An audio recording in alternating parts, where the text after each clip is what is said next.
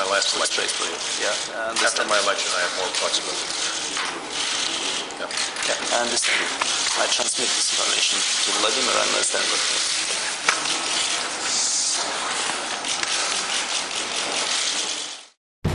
The Philadelphia Church of God presents the Trumpet Daily.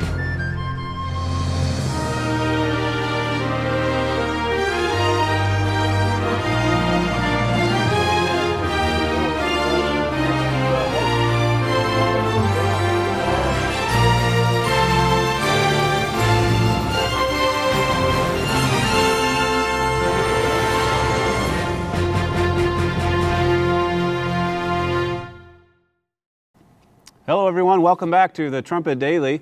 On December 16th, the Russian state-owned media reported that Russia now had nuclear-capable missiles stationed in Kaliningrad. And this followed after a report from the German press saying that Russian missiles had indeed been deployed along the Polish or the border with Poland, according to satellite imagery. And then following on the report on the 16th, there were other reports, Russian international papers that quoted Russian military officers who basically confirmed the fact that those missiles had been deployed there in Kaliningrad. These are not old missiles from the former empire. These are Russia's best missiles, basically. The Iskander-M missiles. I think they've got about 10 of them situated there. And if you look on the map where Kaliningrad is, right next to Poland, as I said, and with the range that these missiles have, about 500 miles, all of a sudden, these missiles from Russia can reach right into the heart of Central Europe, including Berlin, now within striking distance. Stratfor, according to some Stratfor emails that were leaked by WikiLeaks last year, this missile says, its high velocity allows the missile to penetrate anti-missile defenses. It can fly low and make evasive maneuvers in order to prevent interception by surface-air missiles. So if you go back and look at some of the history here, this is a pretty fascinating development, very revealing development along the way these past few years. Back in 2009, Russia promised not to put these missiles in Kaliningrad so long as America promised not to put a missile defense shield in place there in Europe. And so for a while they went back and forth. In 2012, you probably remember, as we showed at the top of the show, that infamous live mic disaster where the president assured Medvedev at the time, who was the president, that if he just had a little more time after the elections, then he'd have more flexibility.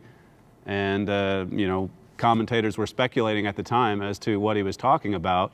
But now we know. Now we know that the United States was involved in these negotiations with Russia about not deploying this missile shield in Europe, which, of course, Russia loved, but Europe couldn't believe it. Nations like Poland were shocked that the U.S. would pull out and cancel that project.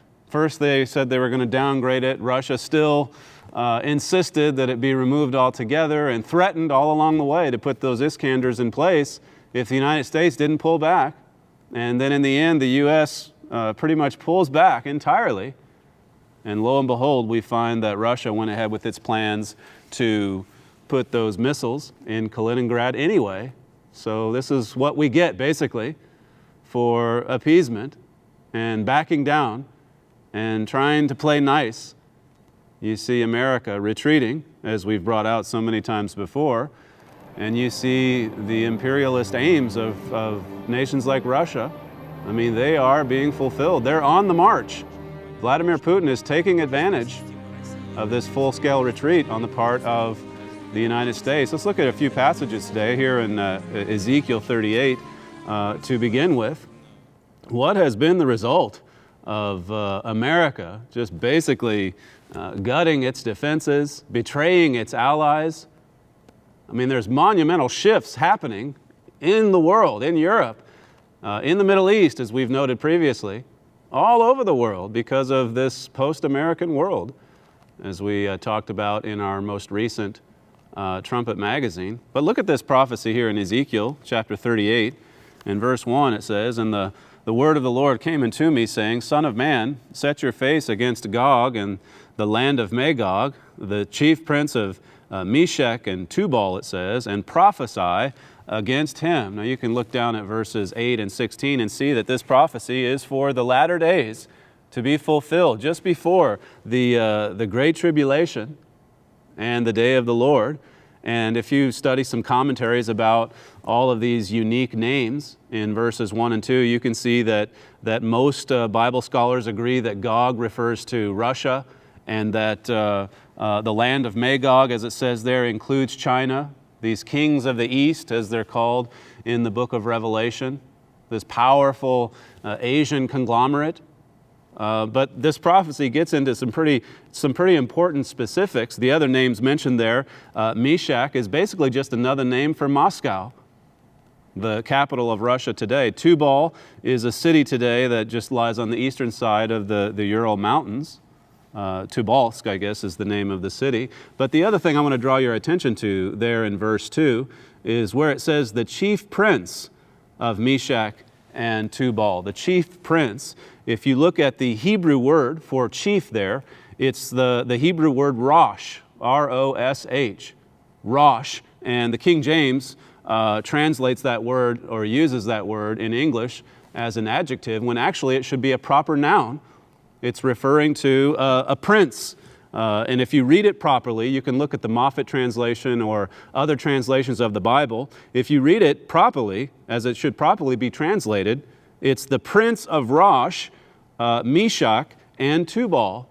The prince of Rosh. Now, Rosh was just the ancient name for what is Russia today. Rosh, the prince of Rosh. And some encyclopedias, Bible encyclopedias, can even point that out for you. I'd encourage you to go look at the Jamieson, Fawcett, and Brown commentary on that particular verse, Ezekiel 38 and verse 2. But going back to this prophecy and the individual in particular referred to in verse 2, who is this prince of Russia, Moscow, and Tubal? If you look at the very end of the verse, it also says that God's servant should go and prophesy against him, that individual, in other words, that leader, that prince.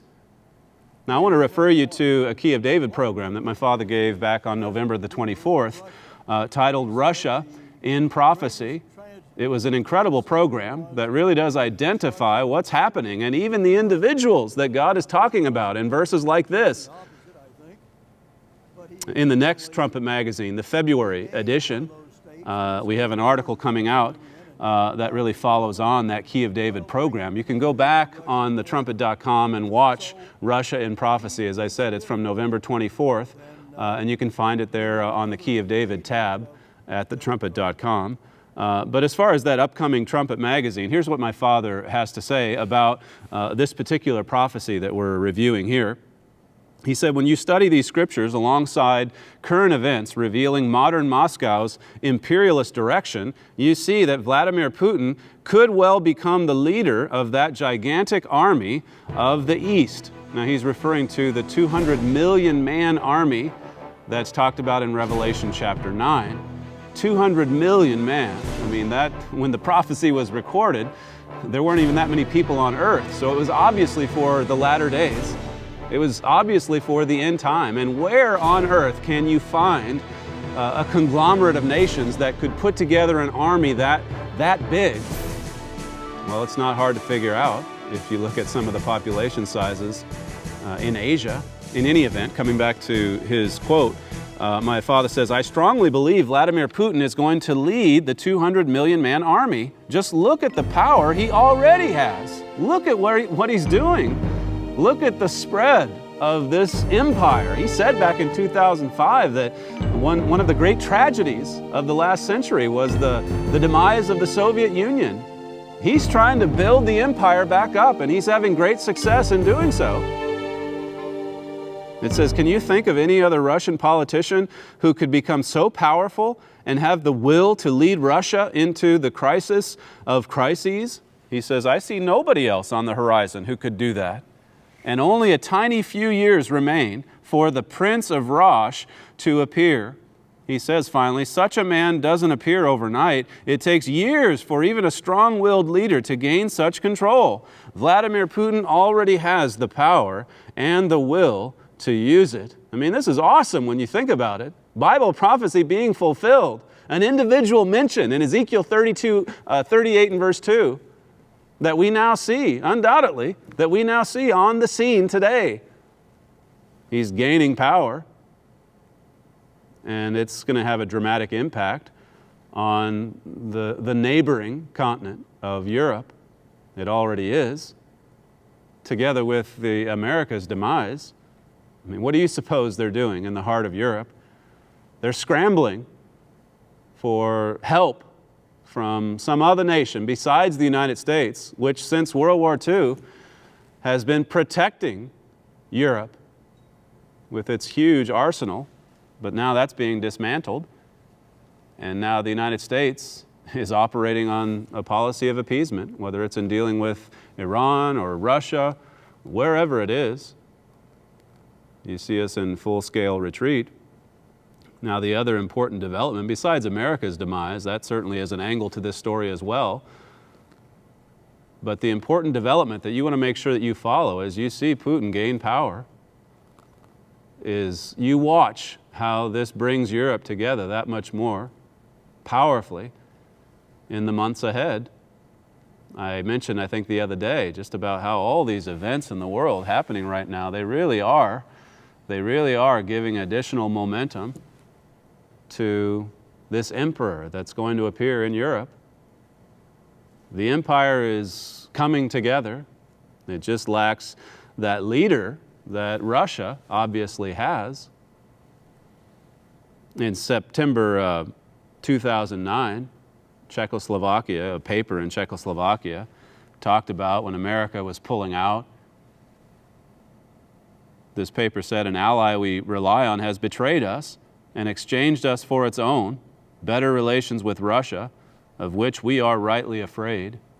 I mean, those nations in the eastern half of Europe, those that were under communism, they don't want to go back. And so they know America, if America's gone, they're going to turn to somewhere else for protection. This is what Stratfor had to say at the time.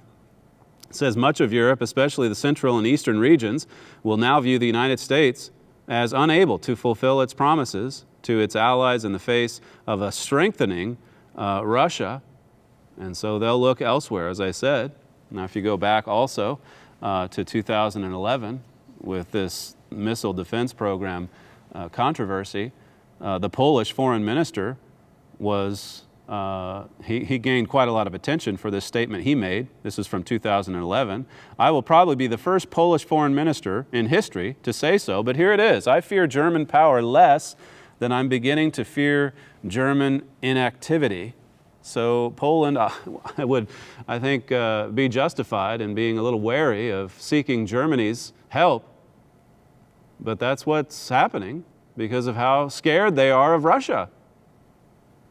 And so you have calls for more of an active role in Europe, for Germany to play a more active role. Nations are urging them on. That shows you how Russia's gaining power is making that central region of Europe very, very nervous. When they start reaching out to Germany to take on a more authoritative role, then that, as I said a moment ago, is only going to accelerate other very significant prophecies regarding an empire rising in the heart of Europe, headed by Germany, as we've been saying, for so many decades. Europe can now see, I mean, we did nothing to back up our ally in Georgia in 2008 when Russia went and attacked them. Now we've reneged on our promises for the missile defense shield. And then here Russia puts these missiles in Kaliningrad. Look at Revelation 17. Just want to hit a few more verses here before we conclude. Revelation chapter 17. You see these prophecies about Russia and Putin being fulfilled. The other region we want to look at, as I said, is Europe. In 1963, Mr. Armstrong's Ambassador College Bible Correspondence course, at that time, there was hardly any unity in Europe, even though they were working toward that end. But Mr. Armstrong said eventually that little 6-nation European coal and steel community is what it was called back then. He said that soon that would develop into a grouping of 10 nations or 10 groups of nations because of what Bible prophecy says. This is from that correspondence lesson. Again, keep in mind this is 1963. He said, remember that there must be 10 nations or groups of nations to comprise the final resurrection of the modern Holy Roman Empire. So this group of 10 is clearly identified in Daniel chapter 2 and then also here in Revelation 17. Notice verse 12. It says, and the 10 horns which you saw are 10 kings, which have received no kingdom as yet, but receive power as kings 1 hour with the beast. So this is referring to the United States of Europe, these 10 kings who rise together. It's not talking about a succession of kingdoms, but rather that they're together and they receive power together, as it says there, for 1 hour with the beast. It's talking about the 7th and final resurrection of the Holy Roman Empire. Verse 13 says, these have one mind and shall give their power and strength unto the beast. I mean, they're going to come together. Now, we'll look at Daniel 2 here, and we've noted this before, if you want to turn over there.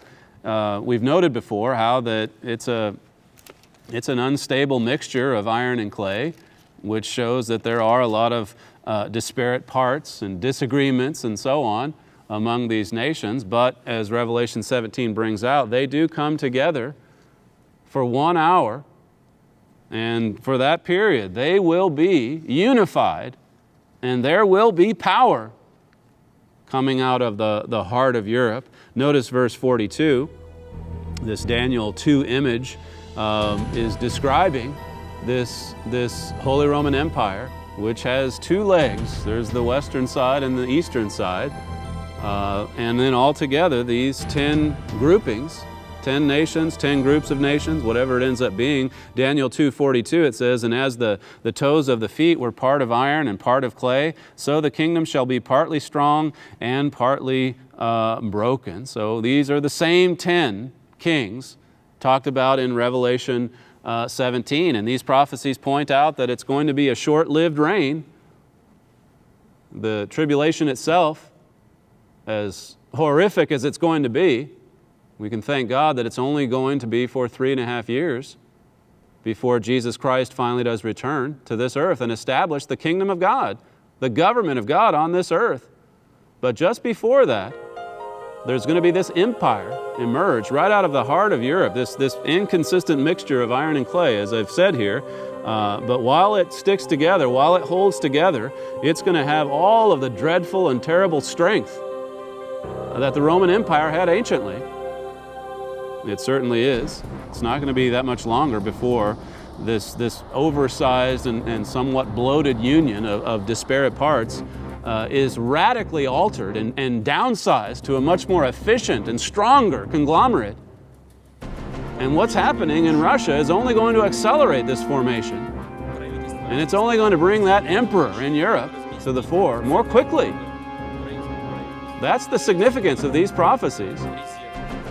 And of course, right alongside all of it is this stunning, stunning demise of the United States, which used to keep the peace, certainly in Europe, since the end of the last Great War. So go back, make sure you go back and watch that program, November the 24th, on the Key of David. That article that's coming out in the February issue of the Trumpet magazine is Vladimir Putin, the prophesied prince of Rosh. It's based on that Key of David program, and then it was converted into an article. And you want to make sure that you also subscribe to the Trumpet magazine.